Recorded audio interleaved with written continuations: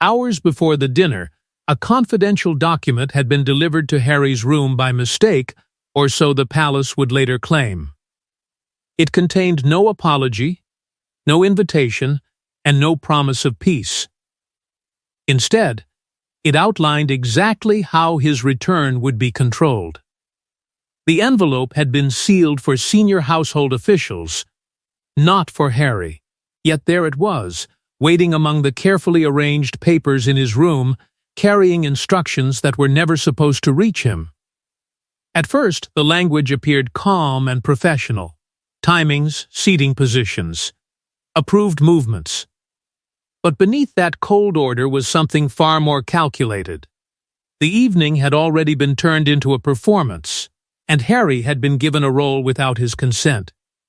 The seat beside Charles was described as a symbolic image of royal forgiveness. Not a private moment between father and son, not a genuine attempt to rebuild trust. An image. A message for those who would later hear carefully selected details about the dinner. The palace wanted Harry seated close to the king, so his return could be presented as submission, gratitude, and acceptance. Then came the talking points. Harry was to be described as emotionally overwhelmed by his return, grateful for Charles's generosity, and prepared to accept a smaller position within the family. His silence would be interpreted as humility. His cooperation would become proof that the crown had acted with patience. Every expression, every pause, every polite exchange had already been assigned a meaning. But one line struck harder than the rest. If Harry privately objected to any part of the arrangement, his disagreement could be presented as emotional instability. Charles, meanwhile, would be described as calm, dignified, and endlessly forgiving. The outcome had been written before either man had spoken. That was the betrayal Harry could not ignore. He had agreed to attend because he believed the dinner would remain private. He thought there might finally be room for honesty. Instead, he discovered that even reconciliation had been designed, managed, and prepared for public use. The document also warned staff not to allow Harry a private conversation with Charles unless William was present. That instruction carried its own fear. Someone inside the palace did not want father and son speaking without a witness. Too many unresolved matters remained between them: security, financial promises, private agreements, and the possessions connected to Diana that Harry still believed had been withheld. Harry could have walked out. He could have confronted the aides or demanded an explanation, but anger would have given the document exactly what it predicted, so he chose something quieter. He would attend. He would remain composed. But he would not sit in the chair selected for him. By moving elsewhere, Harry denied the palace its perfect image without giving anyone the scene they expected. It was a refusal without shouting, a challenge without spectacle. And William noticed. As he began questioning the aides, one senior official looked away when asked whether Harry had received any private papers. That single reaction told William the mistake might not have been a mistake at all. But the briefing alone did not explain Harry's anger, because hidden beneath the instructions about seating and appearances was a second reference, one connected to Diana, inheritance, and a promise Charles had never fulfilled. Near the bottom of the confidential document, Harry found a single sentence concerning Diana's private collection. It was written in cold administrative language, but its meaning was unmistakable. A decision had been made about her legacy without consulting either of her sons. The sentence referred to an internal review of possessions once associated with Diana.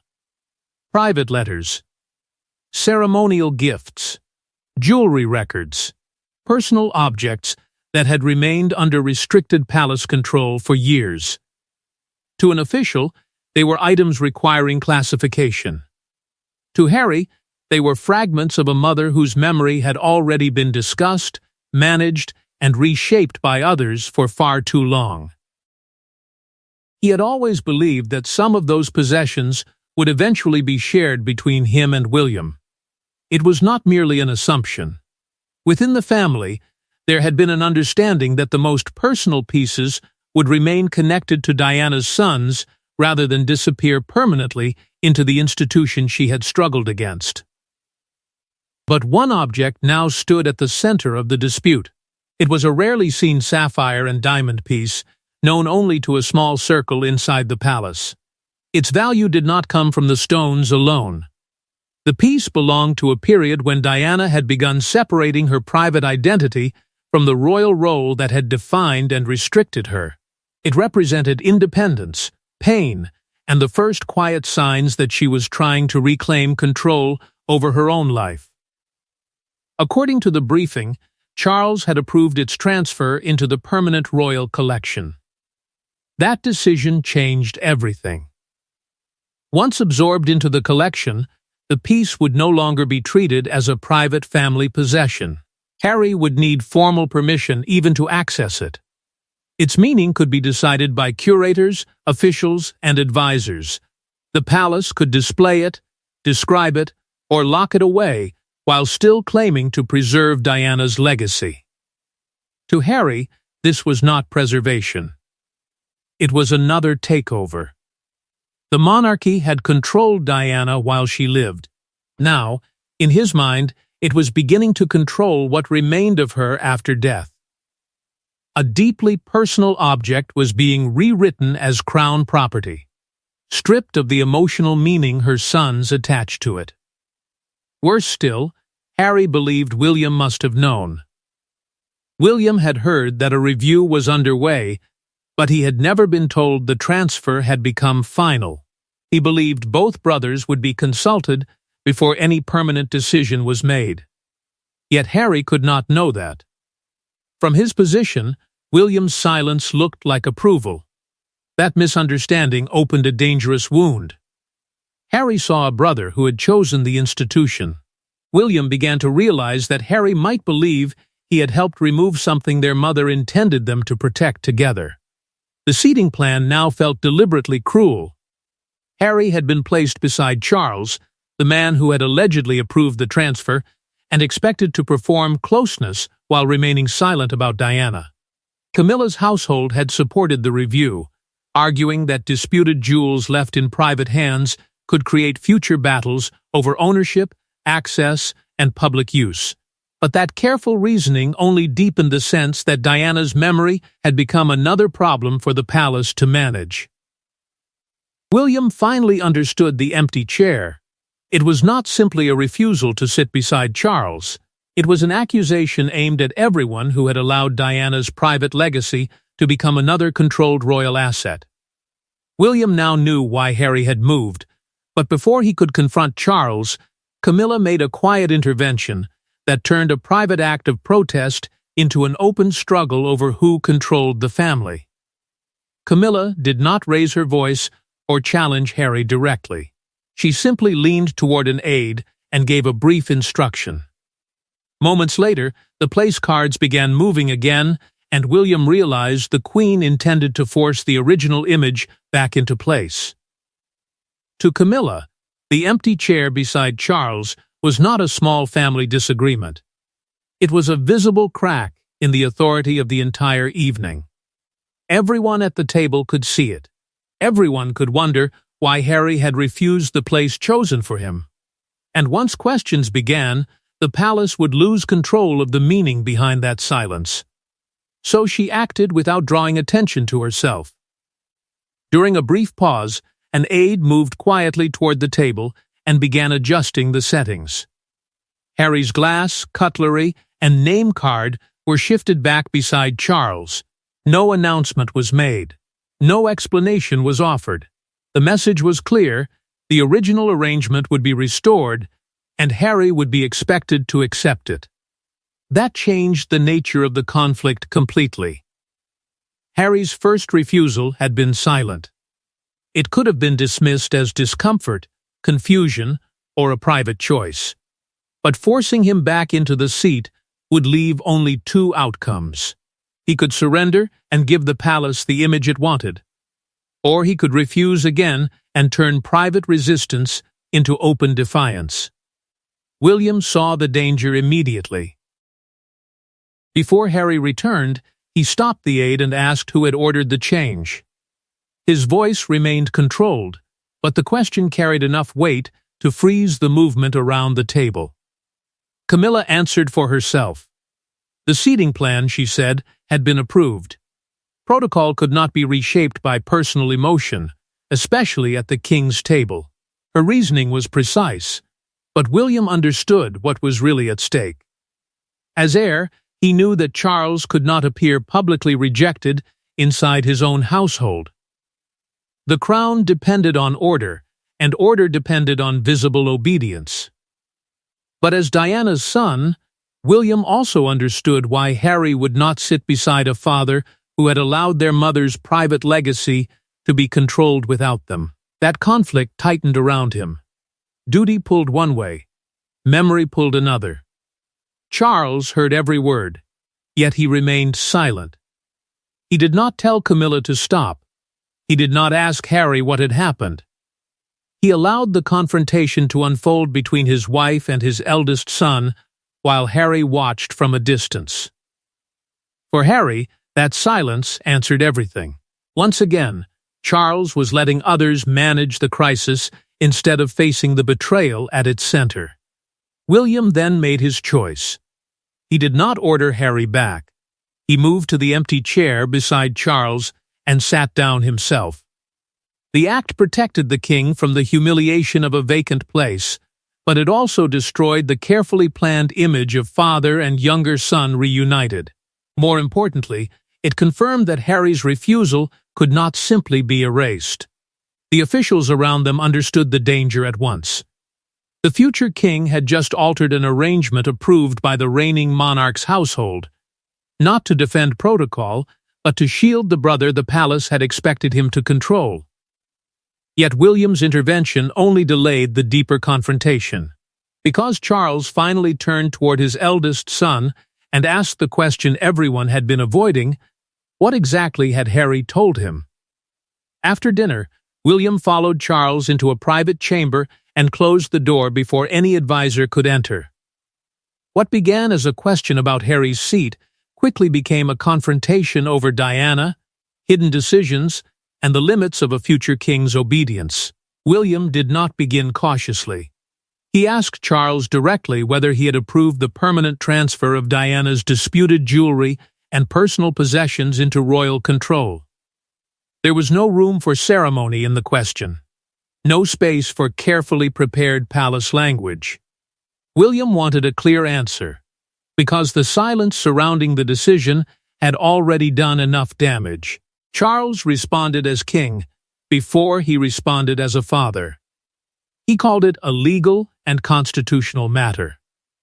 Items connected to a former Princess of Wales, he argued, could not remain exposed to private claims, future disagreements, or uncertain ownership.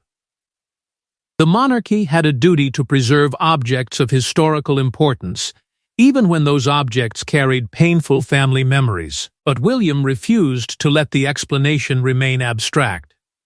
Why had the decision been finalized just before Harry's arrival? Why had neither son been told directly? And why had Harry learned about it through a confidential briefing meant for officials? That was when the deeper fear emerged. Charles believed Harry might use Diana's possessions to strengthen his claim to her legacy outside the monarchy. A private jewel, a letter, or a ceremonial gift could become more than a memory. It could become proof that Harry alone carried Diana's emotional truth while the crown had failed her. Beneath the legal language was an old wound Charles had never fully escaped. Diana's memory still held a power the institution could not control. Even years later, her name could command sympathy, loyalty, and emotion more easily than royal authority ever could. William reacted sharply. Their mother's belongings, he said, could not become rewards for obedience. Access to Diana should not depend on whether her sons remained useful to the crown. Charles answered that William would understand one day. As future king, he would inherit responsibility for protecting the collection, the institution, and the stories attached to both. Charles expected him to think beyond personal pain. But that expectation created a brutal divide. Charles wanted the heir to defend the monarchy. William knew that doing so without question might destroy what little trust remained between the brothers. Then Charles revealed the second secret. The sapphire piece had not simply been moved into storage. It had been considered for a future exhibition about royal women and continuity.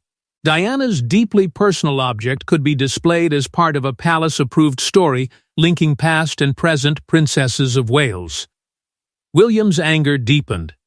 The palace would control the words, the meaning, and the legacy, while Diana's sons would be reduced to observers. Camilla's advisors had supported the idea. They believed the exhibition could place Diana inside a stable royal narrative rather than allow her memory to remain a permanent challenge to the current monarchy.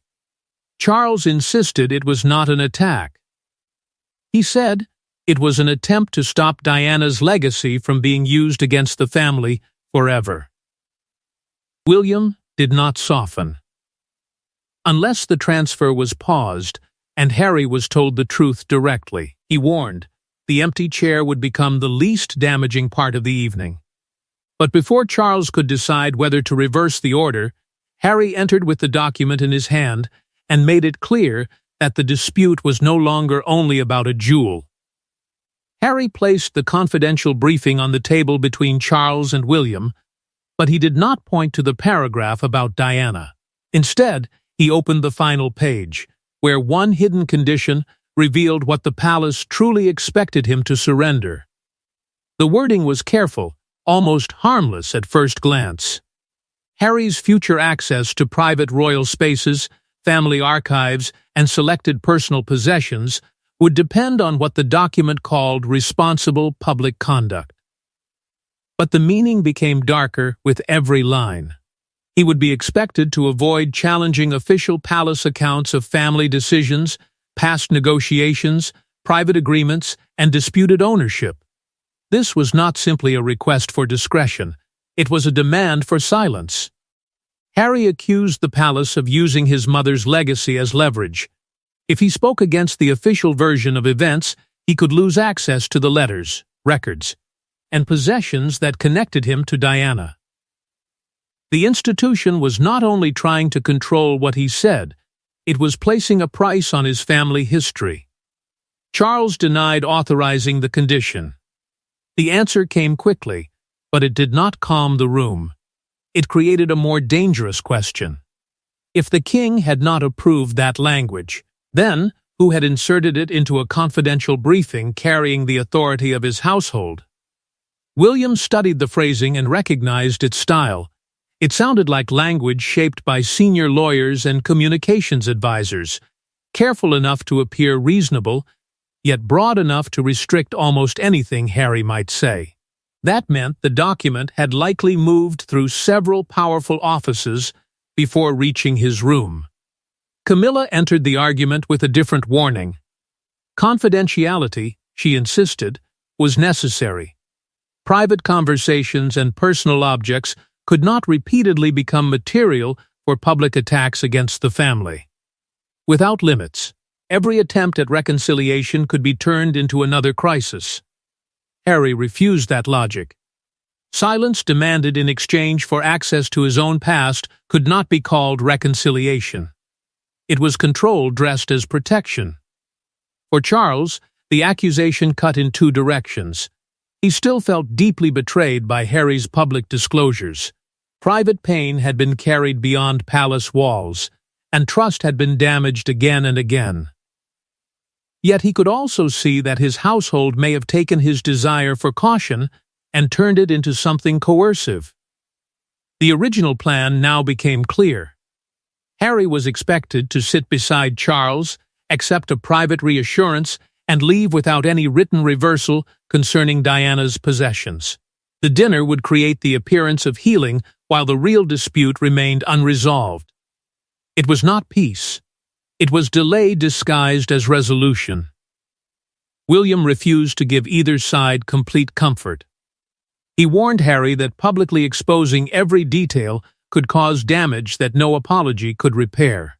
But he also told Charles that hidden conditions had already made honest trust nearly impossible. Then, William noticed something on the final page.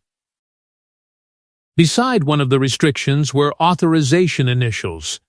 They did not belong to Charles. They did not belong to William. They were not those of the keeper of the royal collection. Someone else had expanded the conditions, perhaps to keep Harry from gaining any future influence over decisions involving Diana.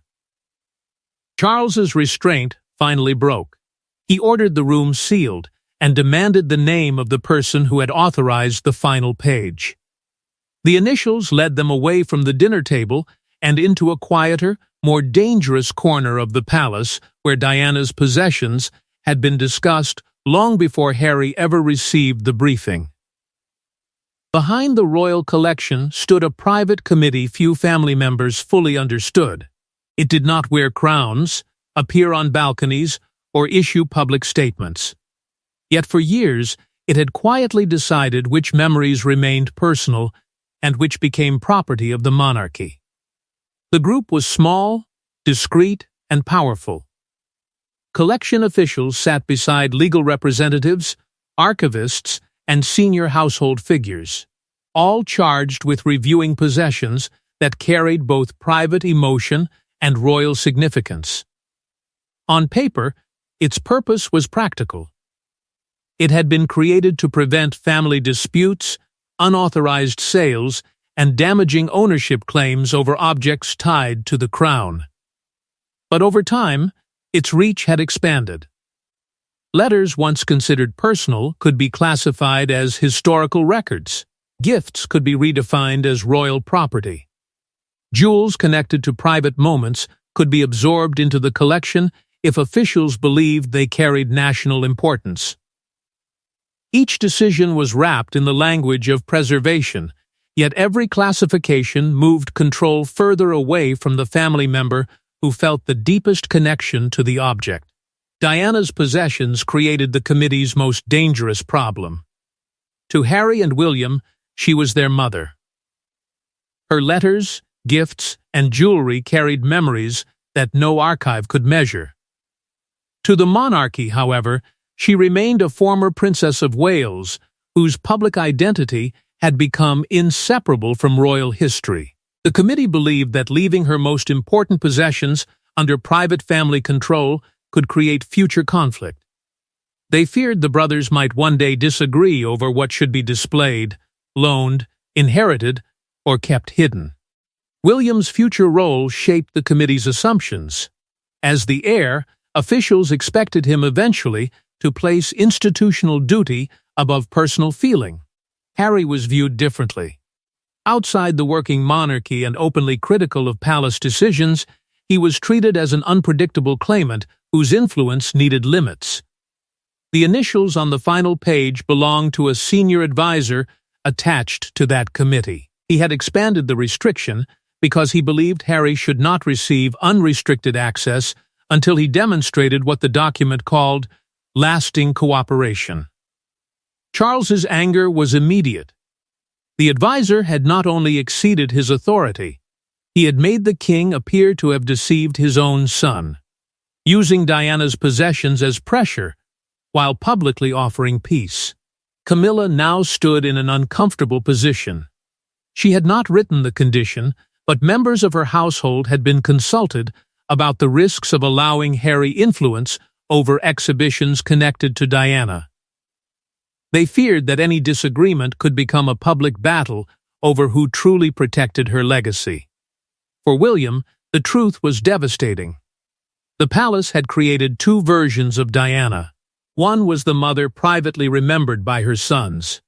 The other was a royal symbol managed by officials, shaped for exhibitions and protected from those closest to her. Harry demanded immediate action. The committee's ruling had to be suspended. The sapphire piece had to be removed from exhibition planning. Every document involving Diana's personal possessions had to be reviewed by both brothers. That left Charles with a choice no advisor could make for him. He could defend the machinery designed to protect the monarchy, or admit that its secrecy had nearly destroyed his final chance to rebuild trust with Harry. By dawn, Charles had made his decision, but the solution he offered would force William to choose between the crown he was destined to inherit and the brother he had nearly lost. Charles agreed to suspend the palace decision, but he refused to return Diana's disputed possessions directly to Harry. Instead, he placed their future in William's hands, turning one brother into the guardian of everything the other feared losing. The compromise was presented as temporary. The sapphire piece, along with several letters and personal items connected to Diana, would be removed from permanent royal classification until a joint family review could take place. Nothing would be displayed. Nothing would be transferred. Nothing would leave palace protection. But Charles added one condition. William would become the temporary custodian.